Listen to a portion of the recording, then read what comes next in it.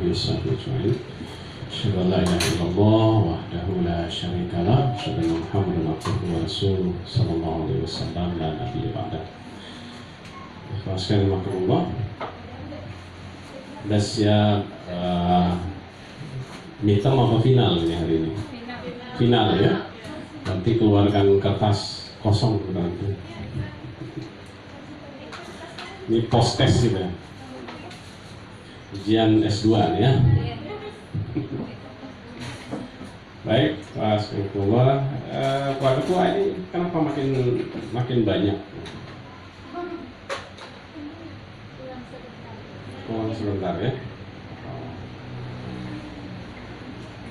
Baik.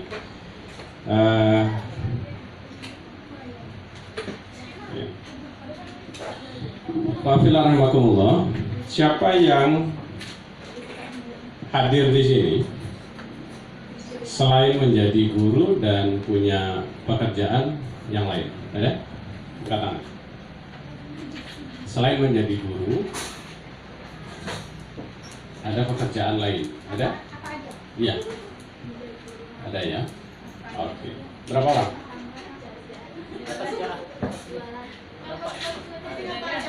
Ya, apa saja ada. Ada. Berarti ya sekitar 30% ini, 20% yang ada di sini. Yang lain full ngajar di sini. Full ya? Oke, full. Berarti kan seluruh energi itu digunakan untuk mengajar berarti. Betul apa benar? Atau enggak juga? Benar. Ayo ngaku. Ayo ngaku. Ya? Ayo ngaku. Berbagi juga. Jadi yang lainnya untuk apa? Rumah, anak, keluarga, suami, istri, ya. Gitu. Baik, Assalamualaikum. Yang ibu-ibu kenal dengan Margaret Thatcher? Nggak tahu ya? Bapak kenal? Nggak kenal? Pernah dengar namanya? Siapa?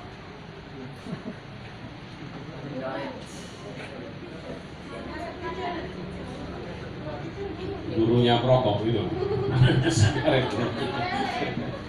Ya, Margaret Thatcher itu salah satu perdana menteri Inggris. Dia digelar sebagai wanita besi. Ya, Margaret Thatcher itu digelar dengan sebutannya juga ya, Iron Lady, wanita besi. Jadi lawan-lawan politiknya sampai nggak tahu lagi cara bagaimana untuk menjatuhkannya atau mengalahkannya. Nah, kemudian dia selalu mengatakan begini, ketika orang lain sudah tidak bisa mengalahkanmu, maka dia pasti akan menyerang pribadimu. Atau dia balik, ya, ketika dia mulai menyerang pribadimu, itu artinya dia sudah tidak bisa mengalahkanmu. Apa hebatnya Margaret Thatcher? Margaret Thatcher itu seorang yang bekerja luar biasa, di luar rata-rata kemampuan manusia. Di luar rata-rata kemampuan manusia. Kalau ada 24 jam, dia 20 jamnya kerja. Makanya dia memang disebut dengan wanita besi, luar biasa. Sehingga memang kan cukup lama ya, menjadi ya, Perdana Menteri Inggris itu cukup lama sekali. Lalu kemudian, kalau sekalian, siapa ya presiden anaknya tukang bengkel, presiden Amerika yang anaknya tukang bengkel, so. Ayahnya tukang bengkel, so.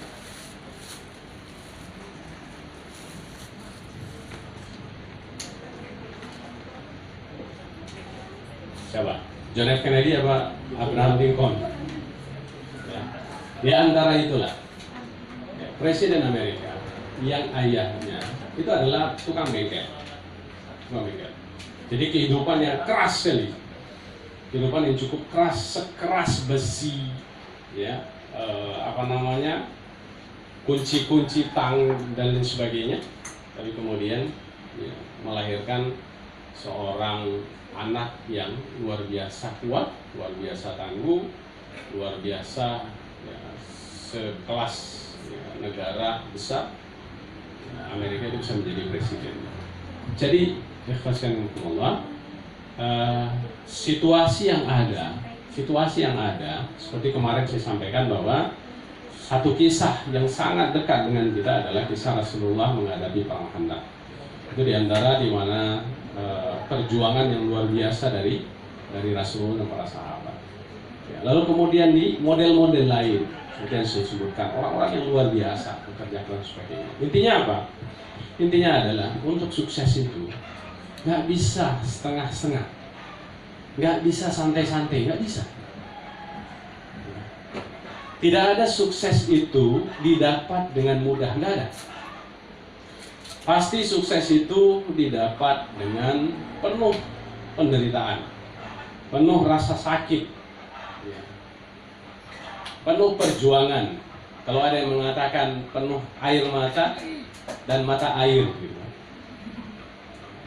Bahkan bukan cuma itu, bukan cuma air mata, bahkan tetesan darah.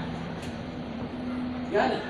Jadi kalau ada teman-teman misalnya, ya Bapak Ibu sekalian pernah lihat orang lain sukses, gitu ya. Percayalah bahwa suksesnya itu tidak akan bertahan lama. Kalau ada orang tuanya sukses, orang tuanya kaya, lalu kemudian anaknya bisa kaya, itu namanya kaya warisan. Ya, tapi lihat nanti, saya sering sekali membaca siklus ini. Cucunya tidak akan berhasil. Cucunya nggak akan berhasil. Cucunya pasti akan menjadi orang yang sangat-sangat gagal. Ya, bahkan kalau dia cerita dulu kakek saya itu seorang raja, dulu kakek saya seorang gitu ya, pejabat dan sebagainya. Dia hanya cerita itu saja. Ya. Dan terkadang sedikit sekali orang ya yang menyadari dia sedang menceritakan orang lain, sementara dia sendiri tidak tahu posisinya sedang berada di mana. Ya, itulah sebabnya sebuah ungkapan mengatakan jangan katakan orang tua saya si fulan, kakek saya si fulan, ya, tapi katakanlah kepada dunia inilah saya. Meskipun kemudian orang tua kita adalah orang yang miskin, papa, orang yang tidak dihormati, tidak punya jabatan, ya, itu jauh lebih terhormat daripada mengatakan bahwa saya anaknya si fulan, saya cucunya si fulan. Ya, tapi Anda sendiri, jangan-jangan dia adalah sampah justru bagi masyarakat. Bahkan bukan cuma sampah, mungkin penyakit bagi masyarakat. Nah, ini poin di antara poin penting yang harus menggugah alam bawah sadar kita seperti ini. Jadi kenapa tadi saya katakan bahwa Anda punya pekerjaan lain? Tidak. Kalau tidak, maka fokuslah dengan profesi Anda. Fokus, karena fokus itulah yang kemudian menjadikan seluruh energi, seluruh potensi itu betul-betul berdaya guna. Sehingga apa? Sehingga kemudian itu juga akan membuat Anda menjadi sukses. Kalau Anda seorang guru matematik, lalu kemudian Anda menjadi guru di sebuah sekolah, ya, pertanyaannya adalah, sudahkah Anda menjadi guru terbaik? Kalau sudah, maka kemudian gunakan potensi itu. Islam ini bukan cuma ibadah. Berislam itu bukan cuma ibadah. Walaupun kemudian kita dilahirkan itu untuk beribadah, tapi bukan ibadah mahdah saja, ibadah sholat, puasa, ngaji. Kita ini juga diuji. Bahkan pekerjaan kita itu bisa menjadi ibadah. Maksud saya apa, Bapak Ibu sekalian? Kalau Anda seorang guru matematik terus sudah menjadi yang terbaik dan mau untuk terbuka kepada siswanya, mau meningkatkan potensi dirinya, mau kemudian mengevaluasi diri, ya kalau perlu tanya, apakah saya, ya, apa yang kurang dari saya, atau apakah cara saya mengajar sudah ya, disukai atau belum? Untuk apa? Untuk kemudian kita bisa naik kelas lagi. Naik kelas lagi. Terus apa saya ingin sampaikan Bapak Ibu sekalian? Yang saya ingin sampaikan adalah untuk menjadi yang terbaik. Di antara rukun Islam itu ada zakat, ya. Ada zakat, ya. Itu rukun yang keberapa? Ya? 3, 4. Pokoknya di antara dari 5, ya. Antara dari 5. Itu artinya apa? Bisa nggak orang biasa itu mengeluarkan zakat? Bisa? Bisa. Syaratnya apa? Syaratnya apa? Ya, syaratnya ada yang dizakatkan. Kalau nggak ada yang dizakatkan, mau ngasih apa? Faqidus sayin la yukti. Orang yang tidak memiliki apa-apa itu nggak akan mungkin dia bisa memberi. Dia kalau dia nggak punya apa-apa, nggak punya uang, gimana dia mau bersedekah? Ya. Kalau dia nggak punya ilmu, gimana dia mau mentransfer ilmu? Ya. Jadi salah satu evaluasi besar adalah ketika siswa kita itu bosan dengan kita, maka yang harus kita evaluasi adalah kita. Berarti ilmu kita nggak ada atau sedikit, atau sudah out of date, udah nggak levelnya lagi. Ini harus siap seperti itu. Lalu kemudian Bapak sekalian, kalau kemudian profesi itu tadi belum menjadi profesi yang membuat Anda bisa sukses dalam segala pengertian, baik itu profesi maupun itu finansial. Saya ingin sekali melihat Bapak Ibu sekalian, kalau memang sudah berprofesi menjadi seorang guru pendidik, ya, fokuslah di situ. Tapi kemudian jadikan profesi itu untuk menjadikan Anda seorang yang bisa mengeluarkan zakat. Paham, ya?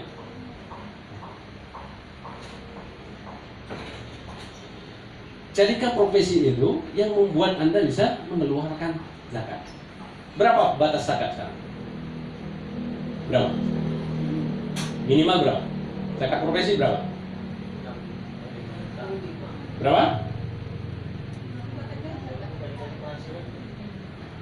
Sekitar 3.500.600 sekian, ya. 3,5 juta ke atas. Ada yang sudah mengeluarkan zakat? Dari gajinya 3,5 juta? Zakat. Yang non PNS ada? Halo. Hai. Tiap gajian belum. Karena nggak mencukupi. Nggak mencukupi. Kecuali tingkatnya. Ya. Jadi mohon maaf, ya. Kita masih golongan fakir miskin. Jangan tersinggung. Ya, marah boleh. Setelah dari sini, saya ternyata pakai dasi, gitu ya. Mana pakai dasi, pakai sepatu mengkilap, gitu ya. Ternyata fakir, gitu. Kalau ditanya masuk golongan fakir, enggak lah. Enak aja. Pas ngaca, ya Allah, ya. Untuk batas mengeluarkan zakat aja belum, gitu. Ya. Terus kenapa nggak bisa? Bisa. Berapa jam Anda ngajar? Waktu ada 24 jam. Kenapa ada orang yang dalam 1 menitnya itu bisa punya pendapatan sampai miliaran dalam 1 menitnya? Bisa puluhan juta dalam 1 menitnya. Bisa ya sekian ratus ribu. Bisa dibayar per jam. Wah. Saya pernah dibayar per jam itu kalau ngomong seperti ini 800.000. Ya. Itu sudah 5 tahun yang lalu. Berarti sekarang sudah berapa ya? Jadi kalau saya 1 jam dari Pak Ketua ya. Nah minimal tuh nggak boleh turun dari 800. Tapi itu masih tarif yang lama berarti. Ya. Nah itu tarif yang sebelum saya melawan Buana berarti. Ya bayangkan per jam. Apalagi per jamnya sekolah 45 menit cuma gitu kan. Aneh, 1 jam tapi dibilang 45 menit. Nah, apa yang saya sampaikan? Ini sederhana cara berpikirnya. Cara berpikirnya sederhana. Tapi kemudian kalau di situ kekuatannya, kenapa kemudian tidak digunakan? Yang itu kemudian menjadi simbiosis mutualis. Nah, mana guru biologi? Gitu ya. Apa artinya tuh? Saling menguntungkan. Ya. Ada yang ngajar les? Mana? Yang ngajar les? 1, 2, 3. Ada lagi? Kenapa? Ngajar les itu saya pernah dengar, 1 anak itu dulu 5 tahun yang lalu 400.000. 1 anak. Besar ya? Ya dulu.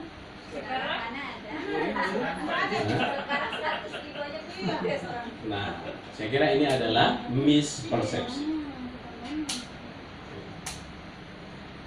Di bangku kuliah yang saya pelajari, mispersepsi itu ya atau missing link itu sesuatu masalah besar di dunia ini. Suatu masalah besar. Contohnya apa? Contohnya adalah sarjana banyak gitu kan. Terus kebutuhan tenaga profesional banyak tapi nggak ketemu. Aneh kan? Nah, aneh itu. Sarjana banyak, terus perusahaan yang membutuhkan tenaga profesional ya banyak gitu, tapi nggak ketemu. Nah itu namanya missing link. Jadi ibarat kereta api dibangun gitu kan. Nah dari sana bangun, dari sini bangun gitu kan. Tapi pas sudah ketemu lewat, nggak ketemu gitu. Ya masing-masing jalan sendiri. Ya jadi yang cari lapangan kerja cari lapangan kerja, yang cari pekerja gitu ya. Tapi nggak ketemu di mana. Ya, makanya itu biasanya ada biro-biro yang menyiapkan lapangan kerja, mengkonekkan. Ada kuliah, ada kemudian biro, ada pekerja. Misalnya bank-bank itu misalnya contohnya, itu kan mereka nggak rekrut sendiri, Itu ada perusahaan lain yang menyiapkannya. Jadi mereka tinggal, saya perlu 2, perlu 3, perlu tenaga ini. Nah, itu salah satunya. Nah, ini harus kalian. Itu contoh kalau memang profesi guru ini sudah menjadi fokus dari kekuatan, jadikan itu kekuatan. Minimal sederhananya adalah Anda punya target untuk bisa mengeluarkan zakat. Jadi percuma kalau kemudian mengatakan ana muslim. Untuk salah satu dari rukun Islam saja belum selesai. Oh itu kan kalau mampu kayak haji, menunaikan haji kalau mampu. Cita-citanya kenapa kerdil sekali? Kenapa kerdil sekali? Anda tidak lihat orang yang tidak punya kaki, 2, tidak punya tangan, tapi kemudian bisa keliling dunia. Pernah lihat? Pernah ya? Pernah. Dia tanya apa? Kalau saya nggak punya kaki, nggak punya tangan, bisa keliling dunia, terus antum yang punya kaki lengkap, punya tangan lengkap, tapi nggak bisa keliling dunia. Foto di Maryland Singapura aja entah kapan nih nanti gitu kan. Saya nggak tahu nih di raker udah dimasukkan nggak? Semoga tahun depan Pak. Nah, saya mau lihat ini raker 2 hari ini ada nggak masuk hal-hal ini seperti itu? Ada nggak cita-citanya pengen foto di di gerbang top kapenya? Ada. Turki gitu. Ada nggak? Ada. Amin. Amin. Ayo punya.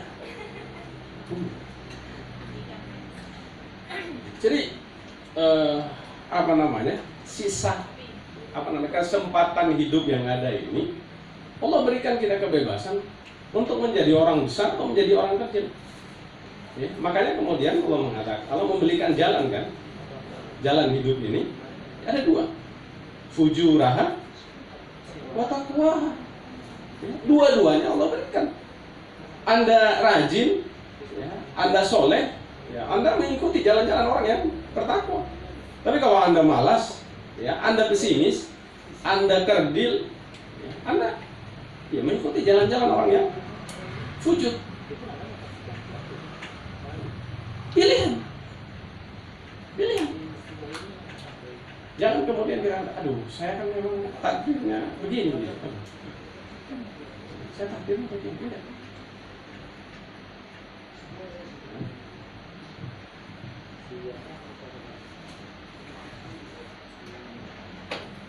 Pasien Allah, contoh tadi menjadi guru, kenapa kemudian Anda tidak gunakan itu? Kalau Anda guru matematik, guru bahasa, guru apapun itu, hebatnya apa? Hebatnya adalah ilmu Anda bertambah. Kita kalau punya, saya dulu ketika mahasiswa, lagi sibuk-sibuknya. Ya tadi kemarin saya cerita tentang skripsi saya yang bertahun-tahun itu, gitu kan, kemana-mana diangkat, gitu kan. Tapi kemudian ada yang nawarkan. Saya waktu itu lagi jadi ya apa namanya top leadernya di kami, dan masa-masa di mana konflik luar biasa, di mana kepala orang itu tidak ada harganya. Setiap hari beritanya di koran, kepala ditemukan di jembatan, gitu kan. Sampai begitu. Tapi kemudian ada yang minta, saya lewat jalan dari situ, ada yang minta, anak saya mau les. Boleh. Bayangin, skripsi nggak selesai, gitu kan. Ya, terus demo, gitu kan. Kemudian ada yang minta les anaknya. Itu saya sanggupi. Saya leskan anak. Ya, pertama satu anak yang dileskan, cuman yang ikut, yang lain-lainnya ikut juga. Jadi kesiapan kita juga ketika menerima tantangan seperti itu juga menunjukkan kita orang yang punya jiwa besar. Betapa banyak orang yang kerdil, walaupun badannya besar, ketika ditawarin seperti itu dia mikirnya bukan 24 jam, ya. Mikirnya 24 hari. Tunggu ya, saya pikir dulu ya, apakah cukup waktu saya kira-kira menyesuaikan. Padahal sih nggak sibuk-sibuk kali juga. Sibuk kali. Dan itu contoh di mana tempat kita mengasah. Belum lagi kemudian tadi privat itu kan luar biasa. Saya masih punya keinginan besar, untuk membuat sebuah lembaga apa namanya, ya lembaga bimbel gitu. Dulu sudah pernah 6 tahun yang lalu ya, kita sudah pernah launching bimbel, gagal gitu kan. Ya, tapi saya masih ingin mempelajari terus, karena memang orang sangat membutuhkan, cuman formatnya seperti apa, ya, format seperti apa. Dan saya kira itu sesuatu yang luar biasa kalau Bapak Ibu mau melihat kiri kanan, mau menangkap peluang seperti itu, dan itu akan mengasah kembali ilmunya. Akan tertantang kita, kan nggak mungkin kita pergi ngisi les ya, asal-asalan gitu, nggak mungkin kan. Kita datang ke rumah orang gitu, ya, orang tuanya dengar gitu kan, gimana cara kita ngajar, gimana cara kita meladeni anaknya gitu kan. Waktu singkat cuman ya 30 menit misalnya, yang ngajar ngaji, belum lagi anaknya ternyata emang dikasih les itu kenapa? Karena bandel misalnya, karena memang ya nggak sanggup enggak. Tapi ini tantangan buat kita, karena tantangan itulah yang membuat kita menjadi kuat. Pohon kalau tidak pernah ditiup angin, ya, walaupun dia rindang, ya, percayalah dia tidak akan kokoh, nggak akan kokoh. Tapi ketika dia masih tumbuh, baru tumbuh saja sudah ditiup angin gitu kan, terus dia semakin panjang, ya, tampilannya kurus gitu ya, gersang gitu. Tapi coba cabut. Masih. Jadi masalah, tantangan itu sesungguhnya membuat kita lebih kuat. Saran saya Bapak Ibu, kalau Bapak Ibu punya profesi guru, satu yang harus ada tambahan lain untuk menjadi guru bimbel. Saya nggak tahu. Ada yang ketika mahasiswa jadi guru bimbel? Ada. Terbantu nggak? Menjadi terbantu. Bukan cuma uangnya terbantu, ya kan? Tapi juga kecerdasannya juga terbantu. Bangun, tidur dan mandinya juga terbantu gitu kan? Mau pergi ngajar les belum mandi gitu kan? Tapi kalau nggak ada ngajar les jadwal udah mandi, kayaknya belum, masih bisa. Ya?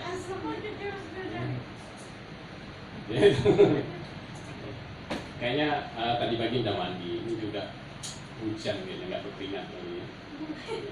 Pas jam 6 jam 7 masih bisa. Tapi coba kalau punya kegiatan, daripada nanti ya, guru lesnya bilang bau, apa yang bau ini ya? Nah, itu juga salah satu sistem yang kemudian membuat kita menjadi lebih baik. Lalu kemudian punya tahan seperti itu. Nah, harus minimal niatnya sederhana tadi. Ya Allah, berikan saya kesempatan untuk bisa berzakat setiap tahun atau setiap bulan pakai profesi. Ada yang nggak mau? Oh saya nggak mau. Ya Allah, nanti kalau dikasih kan saya nggak bisa nggak sanggup saya mempertanggungjawabkan hartanya. Gitu. Ada? Mungkin ada. Susah kalau banyak uang gitu kan. Banyak uang nanti banyak yang minta gitu kan. Ada yang bilang teman saya, susah sekali. Kaya itu susah. Proposal banyak yang datang gitu kan. Susah sekali. Tapi saya tahu katanya, miskin itu jauh lebih susah. Ya. Karena Nabi juga mengatakan begitu kan. Ya. Kefakiran itu mendekati kekufuran, dekat sekali. Jadi hati-hati. Ya, hati-hati. Betapa banyak orang yang sangat ideal dari mudahnya. Ya, sangat ideal dari mudahnya. Aktivis sebagainya gitu kan. Tapi makin lama makin pudar, karena apa? Karena faktor kefakiran. Ya. Terakhir mau ngisi ceramah terus lihat di mana dompet yang amplopnya yang tebal. Ada undangan khatib yang di sana kira-kira mana yang gak bisa kira-kira? Bisa. Karena apa? Dia juga terakhir dia bilang, iya kan Ustaz juga manusia. Iya juga. Apalagi istilah sekarang gitu kan. Ini semuanya kan mobilitas harus tinggi gitu. Mobilitas harus tinggi. Dan itu ada dua. Ada mobil dan ada isi tas gitu. Baru bisa mobilitasnya tinggi. Jadi gimana kita mau ngisi ceramah di Sumur Barat, mau ngisi ceramah di Salur gitu kan? Ya. Nggak ada mobil dan pasti nggak ada. Ya, coba bayangkan. Tadi coba, ya, salah satu imam, ya, imam yang berdaya guna. Siapa namanya? Imam Abu Hanifah. Imam Abu Hanifah itu imam, salah satu dari imam 4 mazhab yang dia tidak bisa diintervensi oleh siapapun, bahkan penguasa saat itu. Kenapa? Karena dia punya kuatul mal. Antum kalau tidak punya kuatul mal, jenggot antum 1,5 meter, ya kan? Diundang sekali pergi ke mana gitu ya, terus dikasih lobster gitu kan, pulangnya udah nunduk. Makasih Pak. Wah, kira-kira kapan lagi ada undangan itu? Yang sebelumnya kritis sekali, gitu kan. Tapi setelah diundang, nggak enak ya. Kemarin jadi terakhir. Karena Ada yang seperti itu. Tapi Imam Abu Hanifah, beliau adalah pengusaha garmen. Pengusaha garmen. Ya. Jadi dia punya punya toko kain, punya karyawan yang banyak, ya, dan dia menggaji karyawan.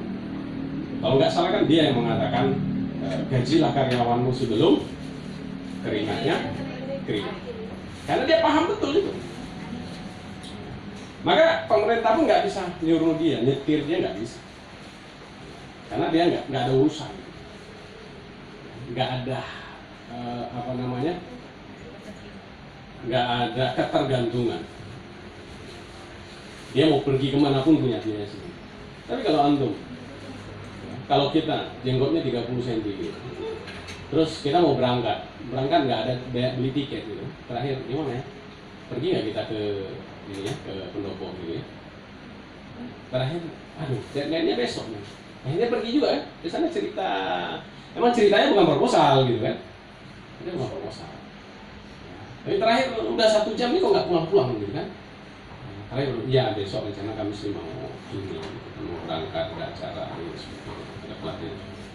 Terus ini ada, ya saat itulah kemudian Anda dijengkali. Ada dijengkali.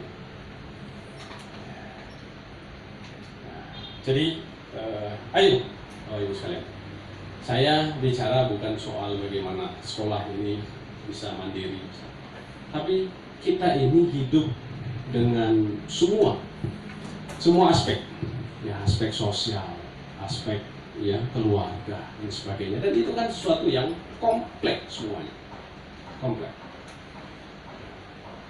Yang punya anak, punya istri, punya orang tua, punya keluarga, punya sebagainya, kompleks. Dan itu juga semuanya saling mempengaruhi. Semua saling mempengaruhi. Jadi,